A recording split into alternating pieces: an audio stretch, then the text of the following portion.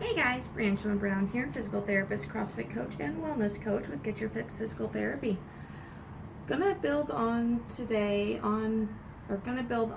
the hip flexor strain topic, and now going into the pelvis. So your pelvis is basically this big bowl that sits at the bottom of your spine. So if you put your hands right here and feel these bony areas, kind of that bony shelf, that's the top of your pelvis there. So the way our pelvis works is it should be in this nice neutral position, just kind of like this bowl here. What can happen though, because of where it attaches together here at your pubis and where it attaches here at your sacrum, is it can become rotated. So there's a lot of different ways that the pelvis can shift in what I call a dysfunctional pattern. But the most common way is either a forward or backward rotation. So rather than just being this nice steady bowl here, it kind of tilts one way or tilts the other depending on the side.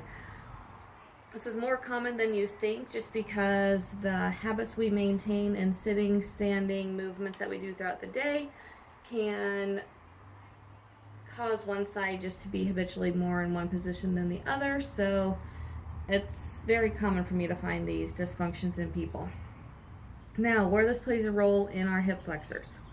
So all of our hip flexors attach to our femur, top of our thigh here, and have to cross that hip in order to actually be a hip flexor, and then either connect to our pelvis or to our spine, depending on which muscle group it is. So when it's in this good neutral position, it works out really well. What happens though is when one side gets or when either side gets rotated, depending on how that rotation occurs, it either puts, I'm going to over exaggerate this, but if I'm tilted this way, if that pelvis is shifted, it's going to shorten that hip flexor. And then if I'm shifted this way, it's going to lengthen that hip flexor. So notice how we'll pretend these attachment sites here, if I'm this way they're close, this way they're further away. So when we have to fire those muscles and they're in an inawkward length, they can't fire properly.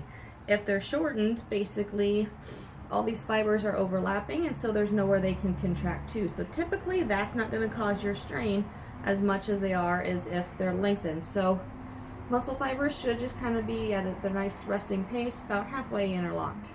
When they're lengthened in a stretch position, they aren't interlocked well. So that means they have to fire harder in order to contract. So a lot of times when we get these pelvic rotations on that side that's lengthening that muscle group, is the more common side that I'm going to find those hip flexor strains.